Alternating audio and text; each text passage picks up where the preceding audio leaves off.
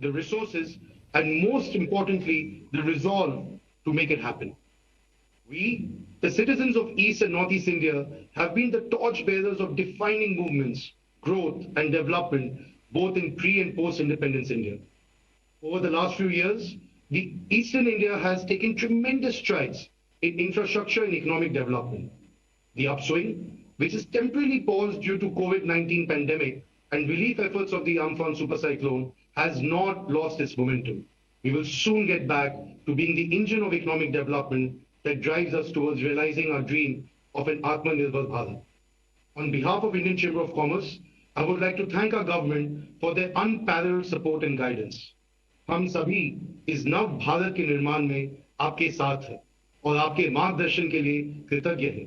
मैं एक बार फिर हमारे आदरणीय प्रधानमंत्री जी श्री नरेंद्र मोदी जी का स्वागत और अभिनंदन करता हूं। Sir, may I now request you to kindly share your thoughts and vision with us. Thank you. নমস্কার। আশা করি আপনারা সবাই ভালো আছেন না? 95 वर्ष से निरंतर देश की सेवा करना किसी भी संस्था या संगठन के लिए अपने आप में बहुत बड़ी बात होती है। आईसीसी ने पूर्वी भारत और नॉर्थ ईस्ट के डेवलपमेंट में जो कंट्रीब्यूशन दिया है, विशेषकर वहां की मैन्युफैक्चरिंग यूनिट्स को, वह भी हिस्टोरिकल है। आईसीसी के लिए अपना योगदान देने वाले आप सभी को इन 95 वर्ष में जिन जिन महानुभावों ने योगदान दिया है, उस प्रत्येक महानुभाव का मैं अभिनंदन करता हूं। साथियों, आईसीसी ने 1925 में अपने गठन के बाद से आजादी की लड़ाई को देखा है, उस लड़ाई को जिया है। सरकारों से मुसीबतें भी झेली है, भीषण अकाल और अन्न संकटों को देखा है, विभाजन को देखा है। विभाजन की उस पीड़ा को आपने सहा है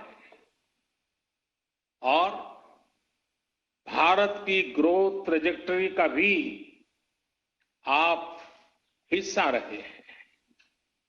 अब इस बार की एजीएम एक ऐसे समय में हो रही है जब हमारा देश मल्टीपल चैलेंजेस को चैलेंज कर रहा है। कोरोना वायरस से पूरी दुनिया लड़ रही है, भारत भी लड़ रहा है, लेकिन अन्य तरह के संकट भी निरंतर खड़े हो रहे हैं। कहीं फ्लड की चुनौती, कहीं लॉकस्ट, जो बंगाल में जिसको पोंगोपा कहते हैं, पोंगोपा का कहर, कहीं ओलावृष्टि, कहीं असम में ऑयल फील्ड में आग,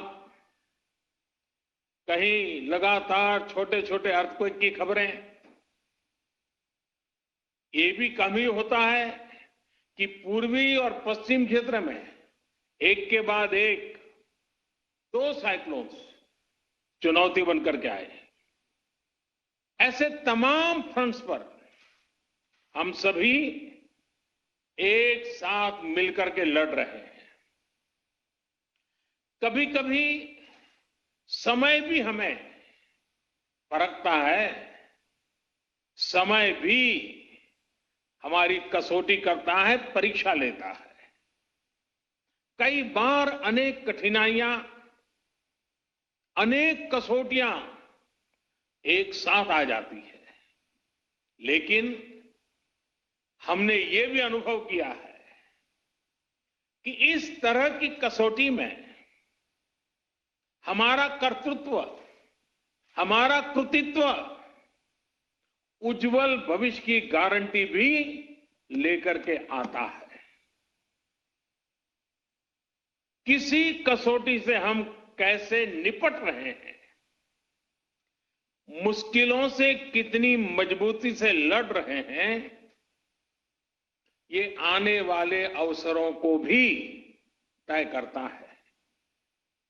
साथियों, हमारे यहां कहा जाता है, मन के हारे हार, मन के हारे हार, मन के जीते जीत। यानी हमारी संकल्प शक्ति, हमारी इच्छा शक्ति ही हमारा आगे का मार्ग तय करती है।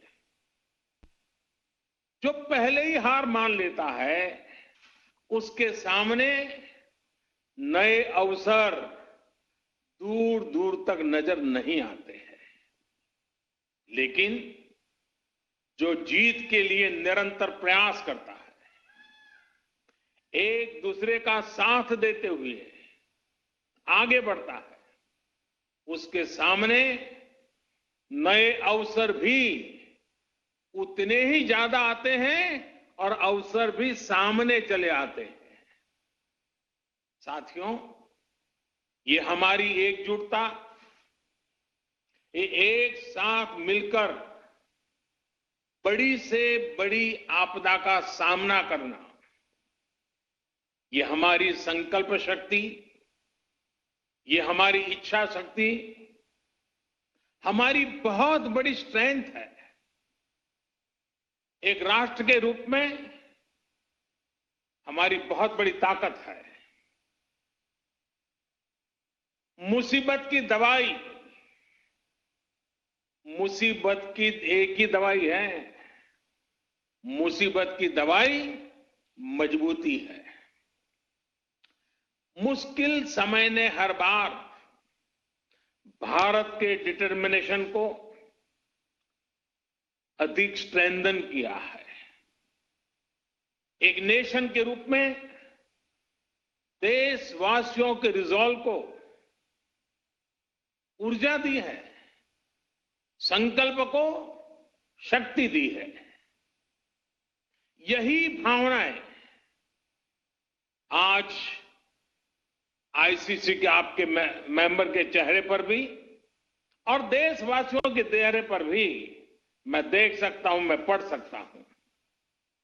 करोड़ों देशवासियों के प्रयासों में मैं एक नई आशा देख सकता हूं, नया विश्वास देख सकता हूं। कोरोना का संकट पूरी दुनिया में बना हुआ है, पूरी दुनिया इससे लड़ रही है। कोरोना वॉरियर्स के साथ हमारा देश इस लड़ाई में जरा भी पीछे नहीं है। लेकिन इन सब के बीच हर देशवासी अब इस संकल्प से भी भरा हुआ है कि इस आपदा को अवसर में परिवर्तित करना है। इससे हमें देश का बहुत बड़ा टर्निंग पॉइंट भी बना रहा है। ये टर्निंग पॉइंट क्या है? आत्मनिर्भर भारत, सेल्फ रिलायंट इंडिया। आत्मनिर्भरता का, सेल्फ रिलायंस का ये भाव बरसों से हर भारतीय ने एक एस्पिरेशन की तरह जिया है। लेकिन फिर भी एक बड़ा काश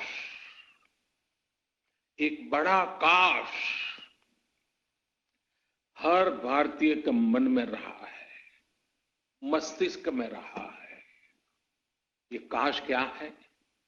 काश हम मेडिकल इक्विपमेंट के क्षेत्र में आत्मनिर्भर होते, काश हम डिफेंस मैन्युफैक्चरिंग में आत्मनिर्भर होते, काश हम कोल और मिनरल्स के सेक्टर में आत्मनिर्भर होते, काश हम एडिबल ऑयल में, फर्टिलाइजर्स के क्षेत्र में आत्मनिर्भर होते। काश हम इलेक्ट्रॉनिक मैन्युफैक्चरिंग में आत्मनिर्भर होते। काश हम सोलर पैनल्स, बैटरीज और चिप मैन्युफैक्चरिंग में आत्मनिर्भर होते। काश हम एविएशन सेक्टर में भी आत्मनिर्भर होते।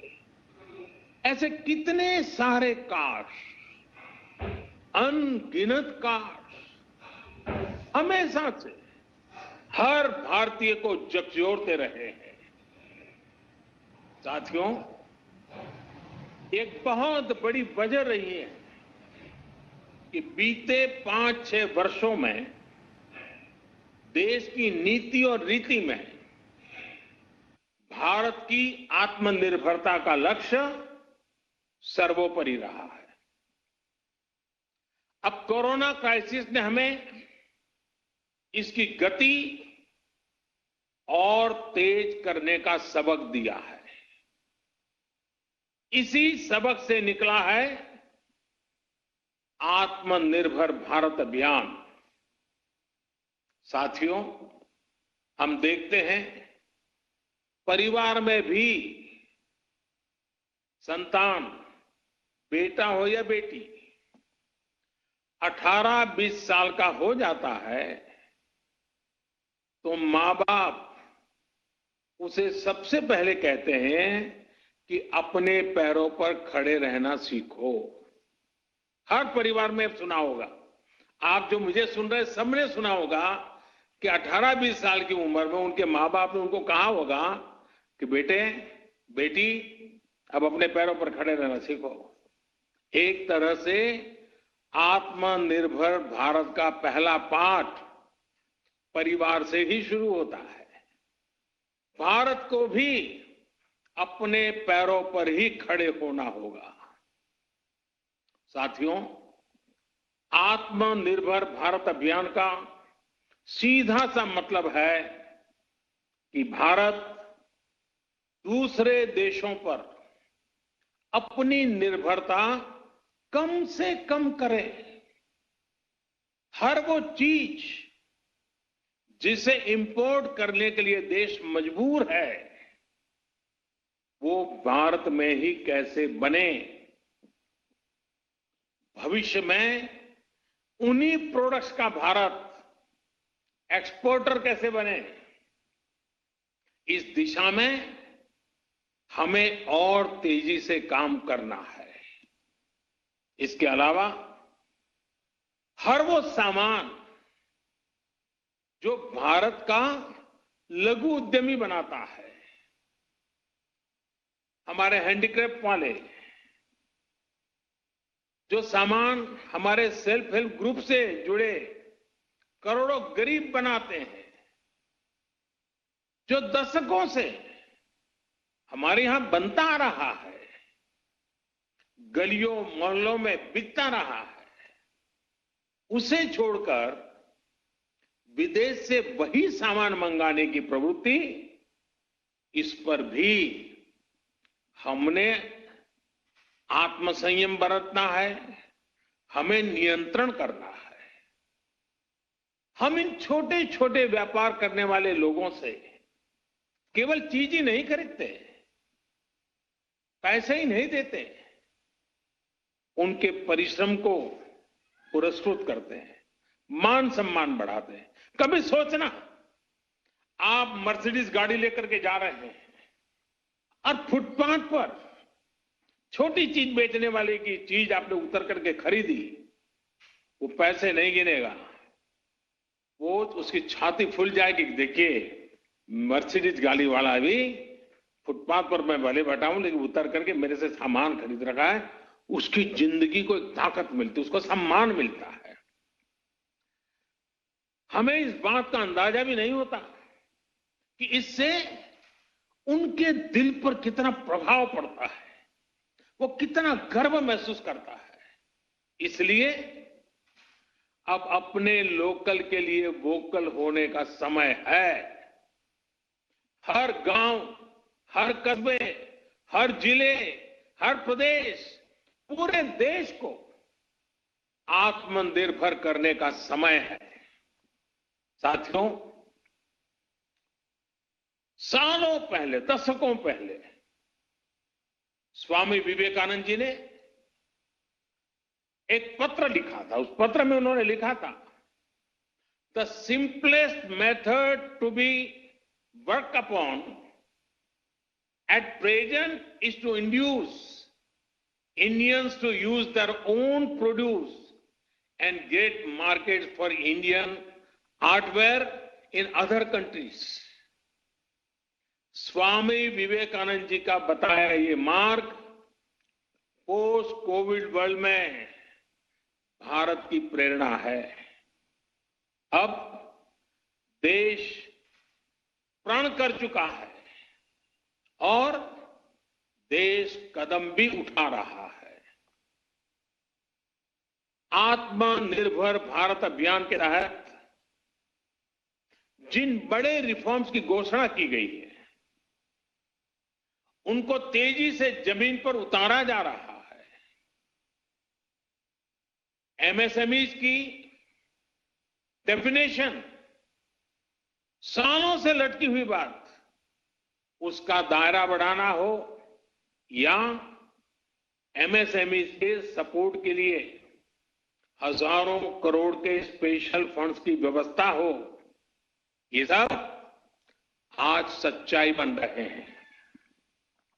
आईबीसी से जुड़ा फैसला हो, छोटी छोटी गलतियों को डिक्रिमिनलाइज करने का फैसला हो, इन्वेस्टमेंट की फास्ट ट्रैकिंग के लिए प्रोजेक्ट डेवलपमेंट सेल्स का गठन हो, ऐसे अनेक कार्य पहले ही हो चुके हैं।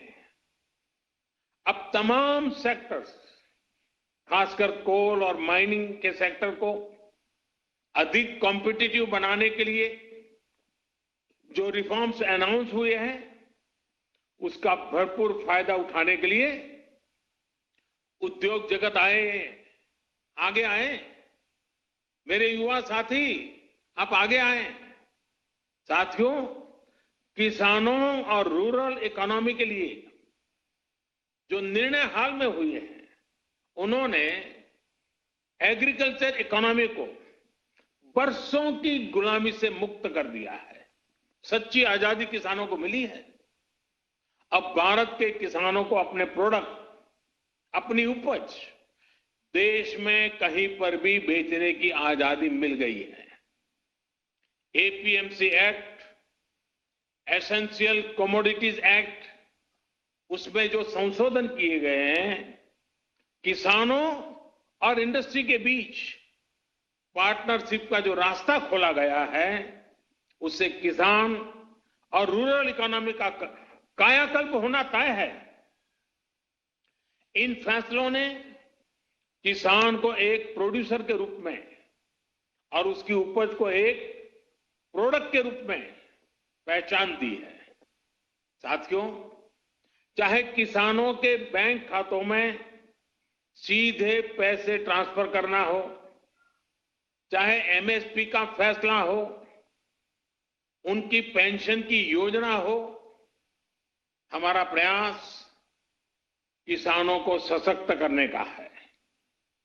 अब किसानों को एक बड़ी मार्केट फोर्स के तौर पर विकसित होने में सहायता की जा रही है।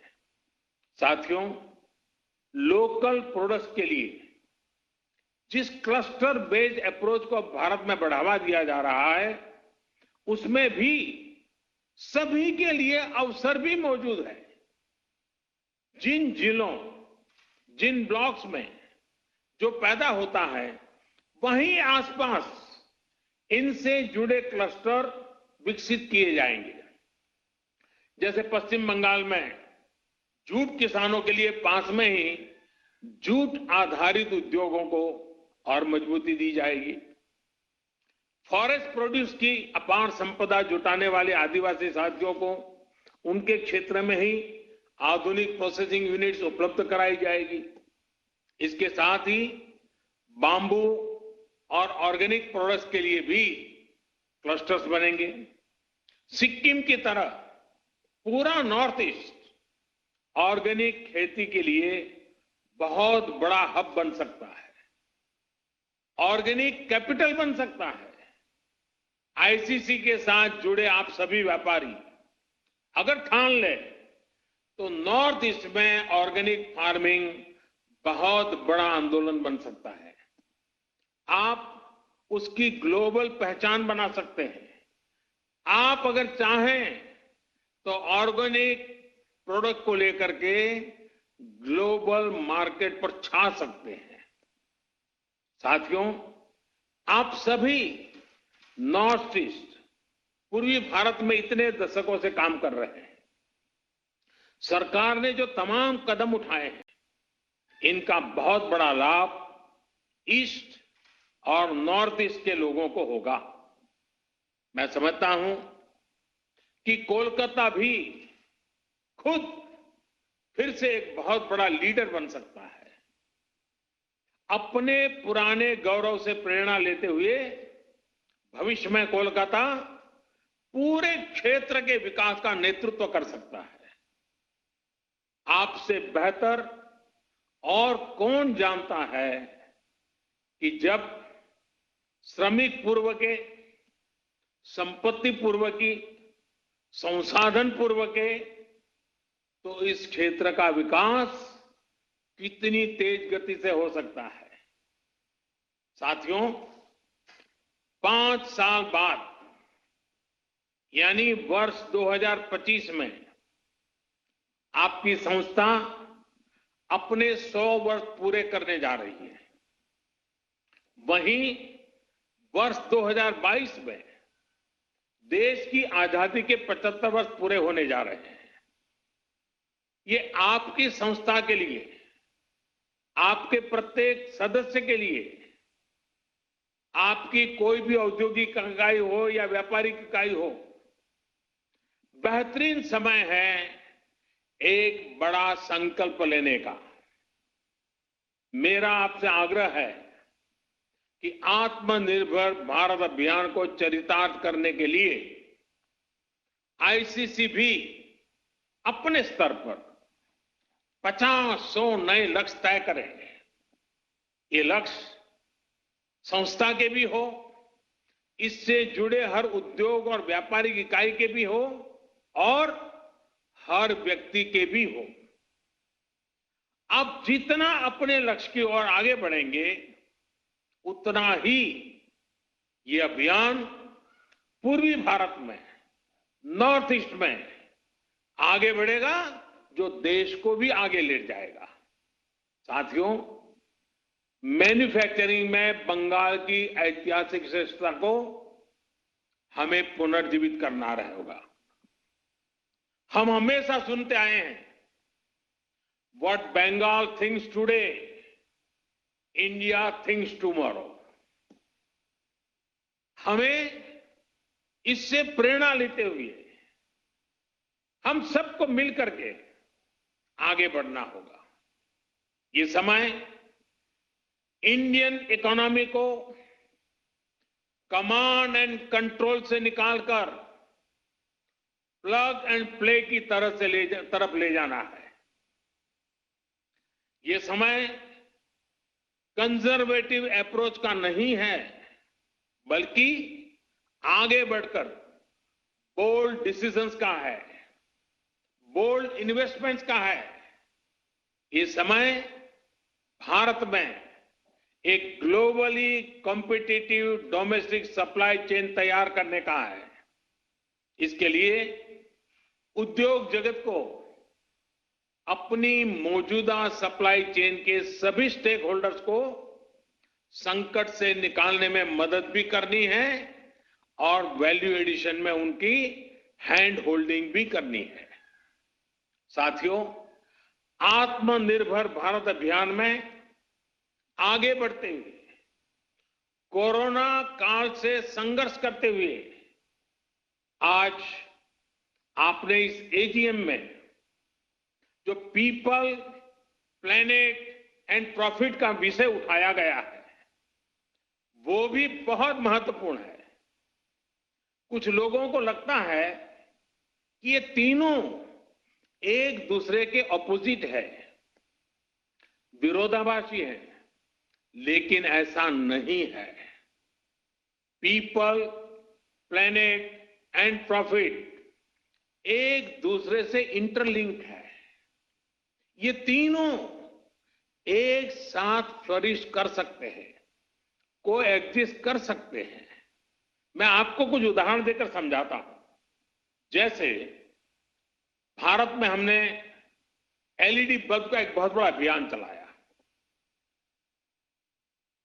अब ये एलईडी बल्ब अपने आप में एक बड़ा प्रेरक उदाहरण है। 5-6 वर्ष पहले एक एलईडी बल्ब 350 रुपये से भी ज्यादा में मिलता था। आज वही बल्ब 50 रुपये तक में मिल जाता है। आप सोचिए, कीमत कम होने से देश भर में करोड़ों करोड़ों की संख्या में एलईडी बल्ब घर घर पहुंचे हैं, स्ट्रीट लाइट्स में लग रहे हैं। ये क्वांटिटी इतनी बड़ी है कि इससे उत्पादन की लागत कम हुई है और प्रॉफिट भी बढ़ा है।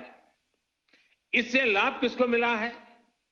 पीपल को, आम देशवासी को, जिसका बिजली का बिल कम हुआ है।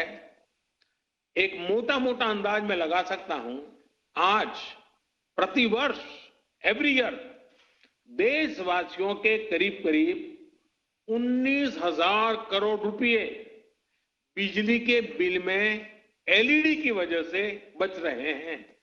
19,000 करोड़ रुपए आपके जेब में बचना, ये बचत गरीब को हुई है, ये बचत देश के मध्यम वर्ग को हुई है और लगातार होने वाली है। इसका लाभ प्लेनेट को भी हुआ है। सरकारी एजेंसियों ने जितने एलईडी बल्ब कम कीमत पर बेचे हैं, अकेले उससे ही हर साल करीब करीब 4 करोड़ टन कार्बन डाइऑक्साइड का एमिशन कम हुआ है। यानी प्रॉफिट दोनों को है, दोनों के लिए विन विन सिचुएशन है।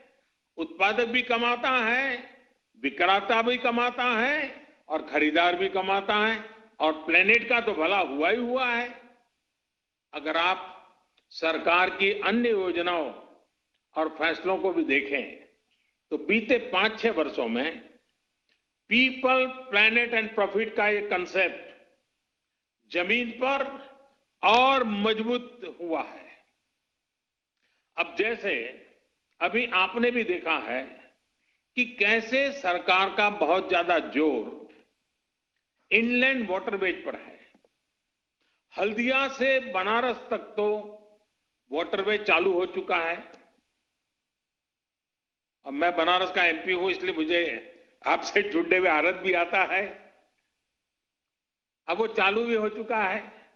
अब नॉर्थ ईस्ट में भी वाटरवेज बढ़ाया जा रहा है। इन वाटरवेज से पीपल का फायदा है, क्योंकि इससे लॉजिस्टिक्स का खर्च कम होता है। इन वाटरवेज से प्लेनेट का भी फायदा है, क्योंकि इससे ईंधन कम जलता है। और हमें यह भी नहीं भूलना चाहिए कि पेट्रोल डीजल के इंपोर्ट को कम करेगा, रोड पर ट्रैफिक कम करेगा, सामान सस्ते में पहुंचाएगा, सामान सस्ता मिलेगा, शॉर्टेज रूट से जल्दी पहुंचेगा। खरीदने वाले और बेचने वाले दोनों को इसमें प्रॉफिट ही प्रॉफिट है।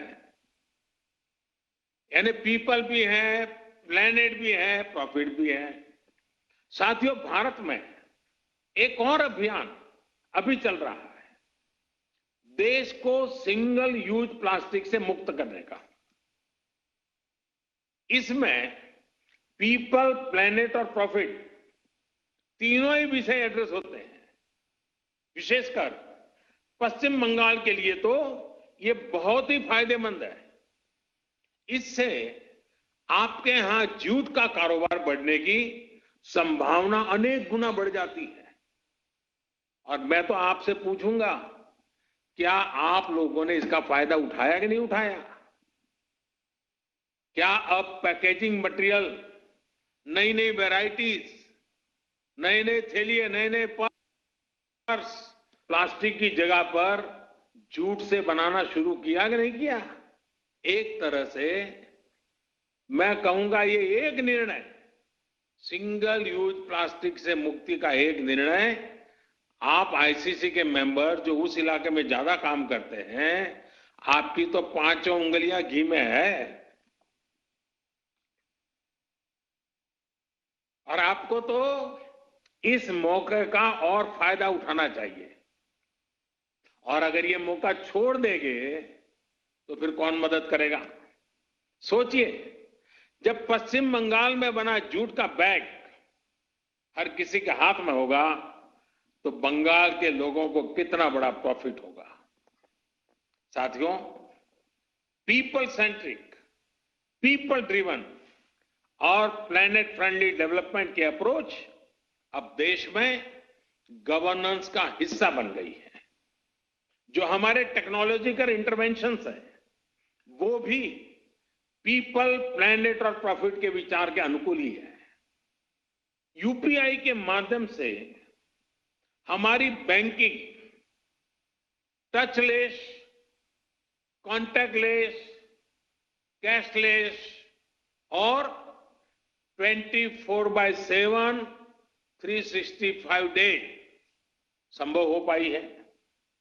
भीम ऐप से ट्रांजैक्शन के अब नए नए रिकॉर्ड बन रहे हैं। रुपे कार्ड अब गरीब, किसान, मध्यम वर्ग, देश के हर वर्ग का पसंदीदा कार्ड बनता जा रहा है। जब हम आत्मनिर्भर भारत की बात करते हैं तो क्यों न गर्व के साथ रुपे कार्ड का इस्तेमाल करें। साथियों, अब देश में बैंकिंग सर्विस का दायरा उन लोगों तक भी पहुंच पाया है जिनको लंबे समय तक हैव नॉट्स की श्रेणी में रखा गया था। डीबीटी, जैम, JAM यानी जनधन, आधार, मोबाइल के माध्यम से बिना लीकेज करोड़ों बेनिफिशियरीज तक, करोड़ों लाभार्थी तक जरूरी सहायता पहुंचाना संभव हुआ है। इसी तरह गवर्नमेंट ई मार्केट प्लेस, और मैं चाहूंगा सभी व्यापारी आलम इसको ध्यान से सुने, गवर्नमेंट ई मार्केट प्लेस यानी GEM, आप वेबसाइट पे जाकर इसकी डिटेल देख सकते हैं। GEM ने पीपल को सरकार के साथ जुड़कर प्रॉफिट कमाने का एक अवसर दिया है। आप ये जानते ही हैं कि jam platform, GEM, jam platform पर छोटा हो या बड़ा, व्यक्तिगत रूप से काम करता हो या सेल्फ हेल्प ग्रुप चलाता हो, MSME हो या बड़ा व्यापारी हो, सीधे सीधे भारत सरकार को अपने गुड्स और अपनी सर्विसेज उपलब्ध करा सकते हैं और बड़ी ट्रांसपेरेंसी के साथ। पहले तो जब तक इतने लाख का टर्नओवर नहीं होता है, इतना बड़ा ब्रांड नहीं होता है, इतना बड़ा नाम नहीं होता है, तब तक आप सरकार को माल बेचने के लिए सोच ही नहीं सकते थे। आज हमने वो रास्ता खोला है कि आप सीधे भारत सरकार की बड़ी से बड़ी इकाई, इवन PM ऑफिस में भी आपका माल पहुंच सकता है, प्रधानमंत्री को भी पहुंच सकता है। इसलिए मेरा ICC से भी आग्रह है कि आपके जो मेंबर्स हैं, जो आपसे जुड़े हुए हैं, मैन्युफैक्चरर्स हैं, उन्हें भी ज्यादा से ज्यादा संख्या में जैम से जुड़ने के लिए प्रेरित करिए और अपने उत्पाद सरकार को खरीदने ही पड़े ऐसी क्वालिटी का माल लेकर के आए। देखिए कैसी स्पर्धा चलती है और सरकार की ताकत नहीं है कि आपके अच्छे माल को ठुकरा सके। यह सब ट्रांसपेरेंट प्लेटफॉर्म है, हर एक का बेनिफिट है। अगर आपसे जुड़ा हर मैन्युफैक्चरर जैम से जुड़ जाएगा तो छोटे कारोबारी भी अपने प्रोडक्ट सीधे सरकार को बेच पाएंगे। साथियों, जब हम प्लैनेट की बात करते हैं तो आप भी देख रहे हैं कि आज आइसा यानी इंटरनेशनल सोलर अलायंस एक बड़ा ग्लोबल मूवमेंट बन रहा है। सोलर एनर्जी के क्षेत्र में जो लाभ भारत अपने लिए देखता है, उसको पूरी दुनिया के साथ साझा करने के लिए कोशिश की जा रही है। मेरा इंडियन चैम्बर ऑफ कॉमर्स के तमाम सदस्यों से अनुरोध है कि रिन्यूएबल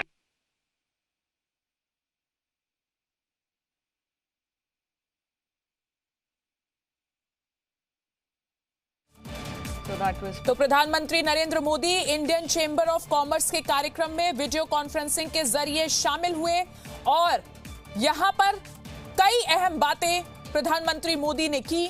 आत्मनिर्भर भारत की बात की और बताया कि किस तरीके से कोरोना काल ने हिंदुस्तान को एक बार फिर से अपनी संकल्प शक्ति की याद दिलाई है और साथ ही यह भी बताया है कि कितना जरूरी है आत्मनिर्भर भारत बनना। तो आत्मनिर्भर भारत अभियान को आगे बढ़ाते हुए प्रधानमंत्री मोदी का ये इंडियन चैम्बर ऑफ कॉमर्स के कार्यक्रम में संबोधन और जो अहम बातें प्रधानमंत्री मोदी ने कही हैं अपने दर्शकों को वो सुनाते हैं। रिचार्जेबल बैटरीज का बहुत बड़ा मार्केट बनने वाला है। क्या भारत का उद्योग जगत इसका नेतृत्व कर सकता है? इस क्षेत्र में भारत एक बहुत बड़ा हब बन सकता है। आईसीसी और उसके सदस्य 2022 जब भारत अपनी आजादी के 75 वर्ष पूरा करेगा और 2025 जब आईसीसी अपने 100 वर्ष पूरा करेगा, तो इन अवसरों से जुड़े लक्ष्यों में इस विषय पर भी अपने टारगेट तय कर सकते हैं। साथियों, ये समय अवसर को पहचानने का है, खुद को आजमाने का है और नई बुलंदियों की ओर जाने का है। नया जी न्यूज ऐप अब बेहतर फीचर्स के साथ हिंदी अंग्रेजी के साथ साथ देश की अन्य भाषाओं में भी भारत और दुनिया की तमाम खबरों का अनूठा कलेक्शन। अपनी पसंद के मुताबिक सेट करें होम स्क्रीन पर अपने फेवरेट सेक्शन। साथ ही हमारे एडिटर्स द्वारा चुनी हुई दिन की बड़ी और खास खबरें। देखें जी न्यूज लाइव कभी भी कहीं भी। मनोरंजन और सूचना से भरपूर वीडियोस,